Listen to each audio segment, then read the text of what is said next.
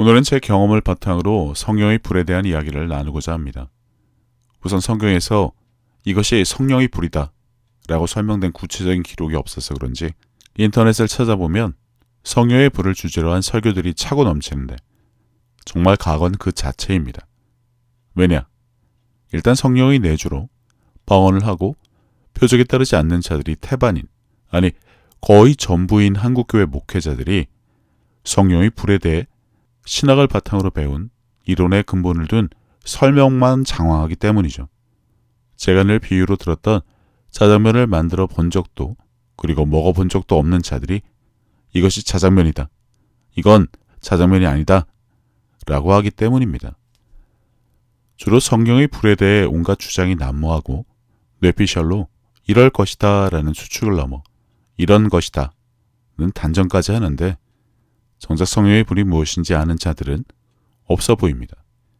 인용하는 성경 구절도 자기가 원하는 단어가 들어간 구절을 찾아다 붙이는 수준의 보혈과 성령의 불 등 뜻 모르면서 애용하는 단어다 보니 그냥 막연한 것이 대부분입니다. 형제들아, 내가 신령한 자들을 대함과 같이 너에게 말할 수 없어서 육신에 속한 자, 곧 그리스도 안에서 어린 아이들을 대함과 같이 하노라. 사복음서 뒤에 있는 성경들은 대부분 이런 전제를 깔고 기록된 것으로 보시면 됩니다.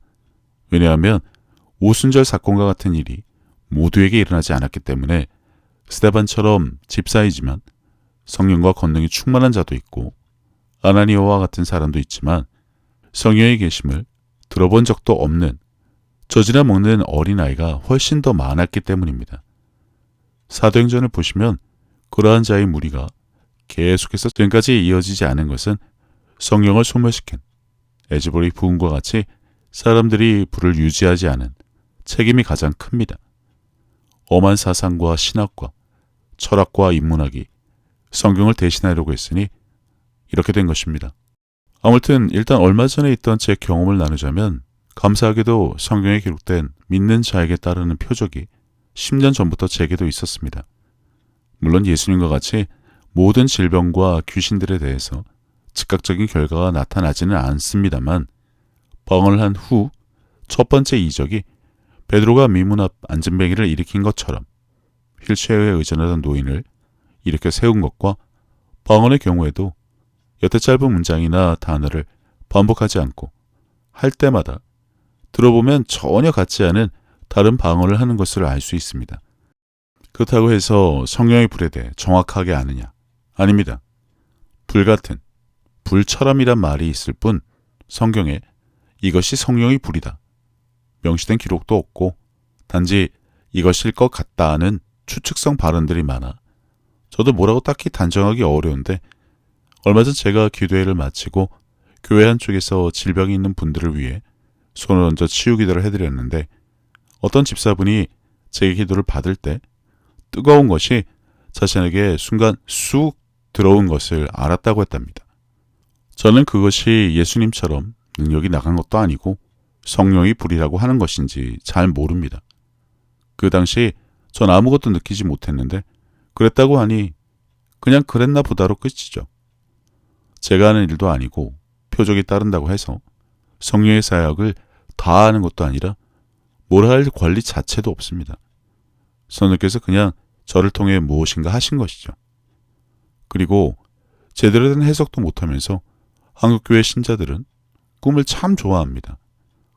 이걸 또 능력이네 뭐네 하는지 모르지만 제 경우 꿈을 통해 미래를 보는 경우가 아주 많습니다.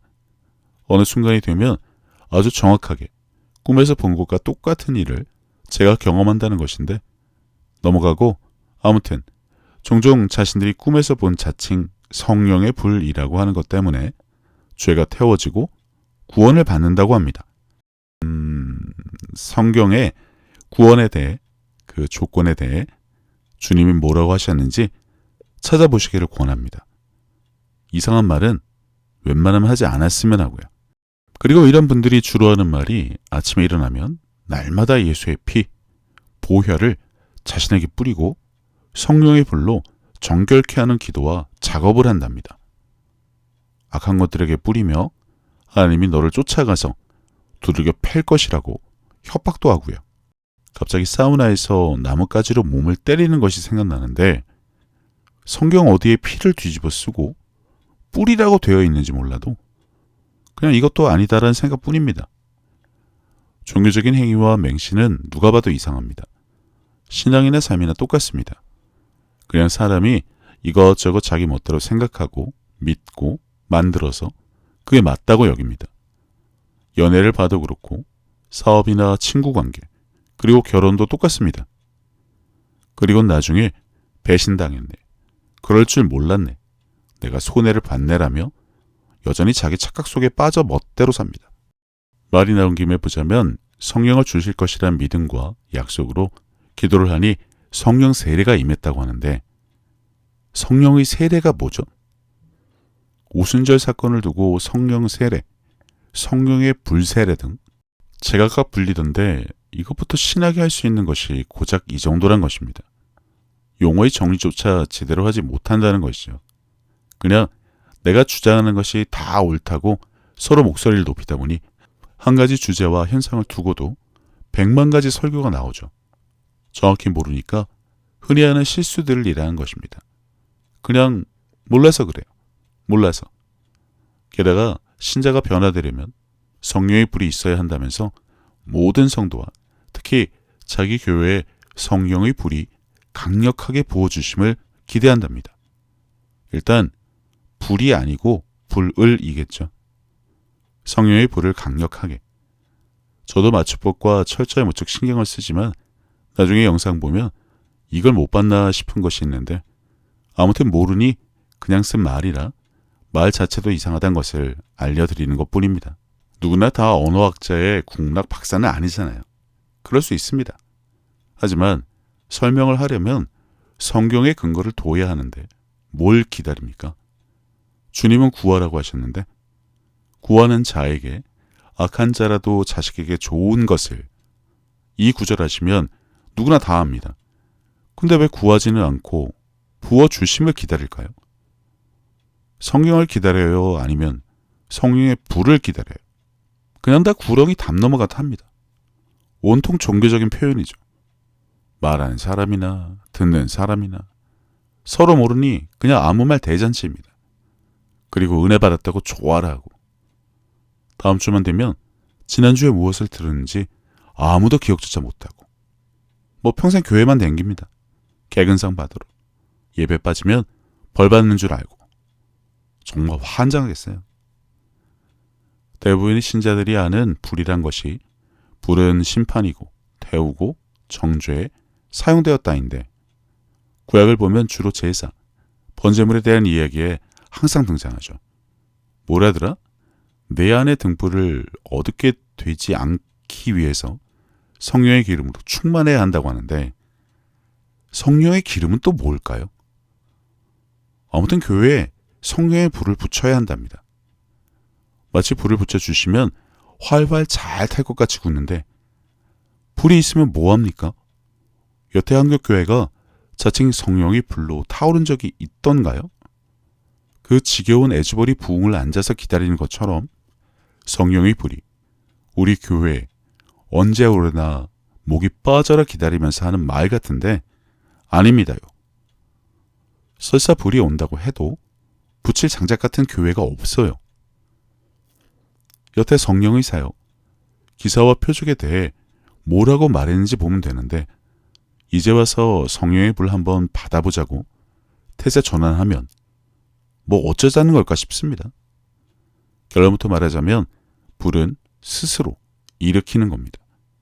성령을 소멸하지 말고라는 말이 마치 불처럼 타오르는 성령이 이미 내 안에 계신 듯 구는데 나 때문에 물론 그놈의 죄타령이 붙습니다. 불이 잦아드는, 작아지는, 소멸되는 일을 하지 말아야 한다로 여기곤 하는데 성령의 불을 놓고 말하자면 유지하고 키우는 것도 알아야 하니 후반부에 다루겠습니다. 일단 오순절 사건에 대한 말씀을 정확히 알아야 합니다. 오순절 날이 이미 이름에 그들이 다 같이 한 곳에 모였더니 호련히 하늘로부터 급하고 강한 바람 같은 소리가 있어 그들이 앉은 온 집에 가득하며 마치 불의 혀처럼 갈라지는 것들이 그들에게 보여 각 사람 위에 하나씩 임하여 있더니 그들이 다 성령의 충만을 받고 성령이 말하게 하심을 따라 다른 언어들로 말하기를 시작하니라. 보시죠. 바람 같은 소리, 마치 불의 혀처럼 이 보일 겁니다. 마치 무엇과도 같으니란 말은 그냥 비유죠. 바람이고 불이라고 하지 않았습니다. 불과 같은 성령이여라는 찬송가가 있었던 것 같은데 성령이 비둘기처럼을 비둘기로 단정해서 교회 홈페이지마다 하늘을 나는 비둘기 사진이 널린 이유가 사람들이 무지 때문이라는 것을 아셨으면 합니다. 지금도 레위기 인용하면서 구약의 제물에 대한 이야기를 성령의 불과 어거지로 갖다 붙이는 경우가 많은데 그러다 보니 어디서 성령의 불을 들었는지 배웠는지 체험했는지 집에만 오면 가족들에게 손을 얹어 기도하면서 성령의 불이 들어가는지 안 들어가는지 알려달라 요구를 하며 성령의 불, 성령의 기름, 성령이 전기라는 은사라고 하면서 성령 춤, 성령이 테크노 댄스까지 있다고 하는데 그냥 가관일 뿐입니다. 쿤달린인지 뭔지 중국의 기체조와 쉬샤오동이라고 중국 무술은 허풍이라고 밝히는 유튜버 영상에 자주 보는 이상한 사람들이 많은 것은 누구나 아는데 왜 사역자에게 기도만 받으면 넘어지고 주저앉고 몸을 떨고 감전된 듯 부들거릴까요? 앞에서 밝혔지만 제게서 불이 들어갔다고 하신 분은 그냥 아무런 반응 없었습니다. 그냥 들어갔나 보죠. 제 능력으로 한 일이 아니라 모릅니다. 제가 손을 얹어 치유가 된 일들이 많은데 그들 중에 단 한 명도 몸을 떨거나 손을 올려 부들거리며 춤을 추는 이상한 사람은 단 한 명도 없었습니다. 그냥 제 경험상 말하는데 넘어지는 자들, 떠는 자들, 부들거리는 자들은 평소 잘못 보고 들은 결과일 뿐입니다. 그래야만 치유가 되고 성경 체험을 한 것으로 착각한 것을 기정사실화한다는 것입니다. 사우나 가서 때를 밀어야 개운하죠. 밥을 먹고 커피를 마시는 것이 당연한 코스인 것과 같은 맥락입니다. 단 방언 기도회 중에 그 장소에 성령이 임하시면서 두꺼운 강대상이 반으로 쪼개지고 인도하던 자가 3m를 날아간 경우가 있기 때문에 이거다 저거다라고 단정은 안 하겠습니다. 일단 성경에 그런 기록이 없지만 그렇다고 해서 세상 그 누구도 성령의 사역이 무엇인지 어떤 현상이 나타나는지 아무도 모릅니다. 거룩하고 점잖을 것이다라는 것도 그냥 종교적인 추측입니다. 아니면 거룩하고 난 개판으로 사는 벌레라고 불러왔기 때문에 그냥 그럴 것이다를 넘어 그래야 한다. 그랬으면 한다가 더 맞을지 모르겠습니다만 아무튼 그냥 모릅니다. 있는지 없는지 맞는지 틀린지. 발작 버튼 한번 또 눌러볼까요? 그러니 박혁의 발차기, 장풍, 카드, 금가루 또 뭐가 있던데 아무튼 도대체 세상 그 누구가 어떤 것이 성령의 사역인지 다 안다고 주장하면서 이게 맞네 아니네 하는지 제 입장에서 그냥 웃깁니다. 여태 성경을 가지고 이런저런 수축을 설교하고 이론과 교리를 정립한 자들이 그냥 또 대충 갠또로 하찮은 지식으로 이런 것이다, 이럴 것이다 탁상 공론만 할 뿐이란 것입니다. 그냥 성경에 기록된 말씀 그대로 살아내려고 노력이라도 했으면 합니다. 기도하고 구한 것은 받은 줄로 믿습니까? 이건 이적도 기사와 표적도 아닙니다. 성령의 개입이 필요한 것도 아니고요. 단지 주님의 말씀, 계명, 그리고 명령입니다. 그것을 믿고 기도하고 구한 것은 이미 받은 줄로 믿고 기뻐하며 감사합니까? 오직 말씀이라며. 아니, 평생 교회 다니면서 이거 하나 제대로 가르치거나 배우지 못해 도와주세요. 해결해 주세요. 믿게 해주세요. 믿음을 주세요라는 기도나 했던 사람들이 갑자기 이건 성령의 사역이 아니다라니요. 아니 뭐 어디 산신령 나셨나? 성령의 사역에 대해 인간이 알면 뭘 안다고 선비질인지 모르겠다는 겁니다. 상황이 이렇다 보니 성령의 불보다는 하나님에 대한 믿음이 더 중요하다고도 하는데 그 믿음이라는 것 보여줄 수는 있을까요? 당연히 실체가 없으니 보여주지는 못하지만 말씀대로 그리고 믿음으로 행하는 것을 말하는데 거의 없죠. 이것도 그냥 종교적인 표현입니다. 하나님에 대한 믿음, 무엇이라도 보여줄 것이 있다면 모를까? 없습니다. 그러니 대충 퉁치려고 사람은 평생 성화를 이루어 가야 한다고들 하죠. 평생 그래도 안 되는 것, 어차피 안 되는 것 알고 시작한 것이라 그냥 그거 붙잡고 산다고 봅니다. 그놈의 불세례, 불을 받는다. 불이 떨어진다. 뜨거우면 성령이 불이 달하며 언젠가부터 한국교회가 불타령인지 모르지만 성령의 불에 대한 실화를 하나 알려드리죠. 브라질에 있던 일인데 사람들이 모인 곳, 잔디 위에 난데없이 불꽃이 하나 일더랍니다. 희한해서 손을 대니 전혀 뜨겁지 않고 꺼지지도 않고 만져지지도 않더랍니다. 희한해서 핸드폰 카메라로 찍었는데 잔디만 보이고 불은 없더랍니다. 눈으로 보면 불꽃이 일어나는 것이 뻔히 보이는데 말이죠. 싸잡는 사람은 뻥이라 여길 것이고 모르는 자들은 가만히 있을 것이며 아는 자들은 거의 없으니 희한하게 들릴 것입니다. 그냥 그런 것이 있었다는 것만 알아두면 됩니다. 믿거나 말거나 말이죠. 성령의 불, 정확한 기록이 없어 무엇인지 우리가 백날 떠들어야 아무 소용없습니다. 뜨거우면 무조건 성령의 불이란 것도 이해가 안 가고요. 대신 성령을 소멸한다는 말씀에 근거해서 성령 충만에 대해 나누고 마무리했으면 합니다. 사람의 기쁨과 즐거움이 아무리 크다 하더라도 그리 오래가지 않는다는 것을 알 수 있습니다. 그래서 보다 강한 기쁨과 즐거움 그리고 자극을 찾는 자들이 중독에 빠지는 것처럼 체험이니 영적인 경험이니 내용도 잘 알지 못하는 것을 추구하고 신봉하며 성령의 불이니 보혈이라든가 막연한 말로 종교심에 쩔어 있으면 안 되는 것처럼 이러한 것들도 주의를 할 필요도 있는데 무엇보다 말씀과 믿음으로 충만해지고 기쁨과 감사를 유지할 필요는 있습니다. 흔히 믿음을 달라는 엄한 기도처럼 믿음은 우리가 하나님의 사랑을 알고 믿은 그것을 유지하면 그만인데 여기저기 다 빼앗기고 시들하죠. 지키지 못한 사람의 문제는 없고 그냥 상황이 그러니 세뇌를 당해 이단과 사이비에 빠질 수밖에 없었다는 말과 같은 삶을 살아서는 안 됩니다. 말씀을 읽고 마음으로 기도하고 영의 기도인 방언 기도까지 항상 해야 합니다. 내 생각과 감정과 의지까지 말씀으로 바꾸어야 한다고 송기철 장로님이 항상 말씀하시는데 그렇게 해야 합니다. 하지만 어디 그런가요? 가끔 기도하고 성경이라도 읽으면 다행이죠. 그래서 성령의 임재를 받은 후 방언하기를 꾸준히 해야 하는 것입니다. 결코 사람의 실수와 무관심 그리고 무지로 소멸되지 않게 말입니다. 사람인 우리는 영이기 때문에 그것이 진정한 성령 충만이란 것을 아시고 주위에 있는 믿는 자들과 모이기를 힘써 함께 기도하고 말씀을 나누고 삶의 간증을 통해 서로서로 힘과 용기를 주며 기쁨을 나눌 때 믿는 자들은 영적인 성장을 하며 성령 충만, 그 기쁨이 삶에 이르게 됩니다.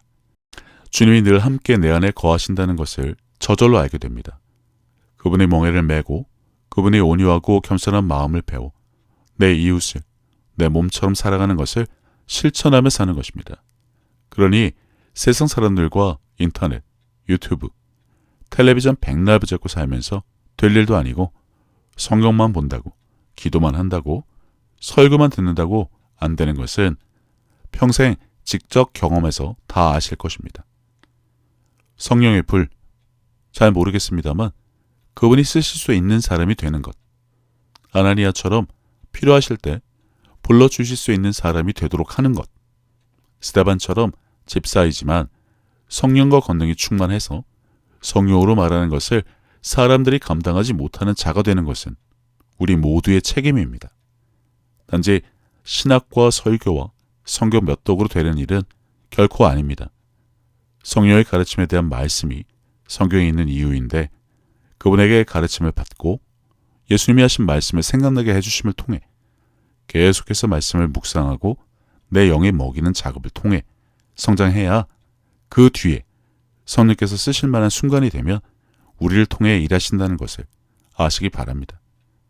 세례를 받으면 성령을 받은 것이고 그분의 불이 임한 것이다. 이것이 바로 성경 세례라고 하는 이상한 말이나 하지 말고요. 이런 것 보고 들으면 정말 온몸이 오글거립니다.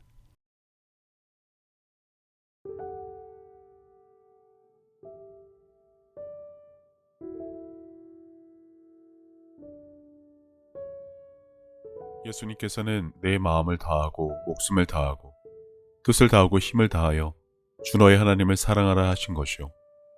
둘째는 이것이니 내 이웃을 내 자신과 같이 사랑하나 보다 더 큰 계명은 없다고 하셨습니다. 생각해보면 믿는 사람들은 이미 하나님께 받은 것이 너무나 많은 것을 아는 자들입니다. 예수님을 통해 죄사함과 구원을 받은 것부터 시작해서 살아 숨을 쉴 수 있는 공기와 바람, 맑고 푸른 하늘과 마실 물, 그리고 땅과 그 위와 아래의 많은 것들, 이미 오래전부터 내 주변에 있어 왔으니 당연한 것으로 여기며 우리는 여전히 값없이 공짜로 받아 그것들이 감사함을 잊고 살기는 했지만 그런 것 말고도 하나님으로부터 받은 사랑과 평안에 대해 생각하자면 끝이 없습니다. 하지만 사람은 하나님으로부터 받은 그 많은 은혜를 갚을 방법이 없습니다. 그래서 하나님께서는 내 이웃을 내 몸같이 사랑하는 것으로 그것을 대신 갚으라고 하신 것인지도 모릅니다. 그리고 지극히 작은 자에게 한 것이 곧 하나님께 한 것이라고 하셨으니 그분의 은혜를 알고 그분을 닮아가는 삶을 살아가야 한다면 지금 내가 살아가는 삶의 방향이 하나님과 나의 이웃을 사랑하는 올바른 길 위에 있는 것인지 한 번쯤 점검해 봐야 하지 않나 싶습니다.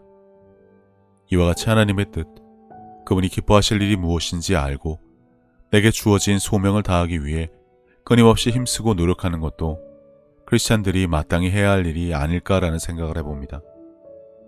이제는 세상 유행에 따라 요동치던 내 마음을 모두 내려놓고 혼자서 하나님의 뜻을 헤아리는 시간을 가져보시기를 권해봅니다. 하나님은 세상 모든 사람들을 사랑하십니다. 그렇기 때문에 당신이 사랑받기에 마땅한 사람인 것처럼 당신의 가족도 이웃도 그분에게는 마찬가지로 소중한 자녀들입니다. 당신이 어려운 상황을 겪었을 때 하나님께서 당신의 삶에 관여하실 수 있도록 마음의 문을 열고 그분을 신뢰하며 동행하는 삶을 살아왔듯이 이제 당신도 다른 사람들에게 먼저 다가가서 손을 내미는 귀한 삶이 되어주시기를 바랍니다. 예수님께서 주신 새 계명, 서로 사랑하라. 저도 늘 제 자리에서 최선을 다하여 섬기고 사랑하며 살도록 하겠습니다. 감사합니다.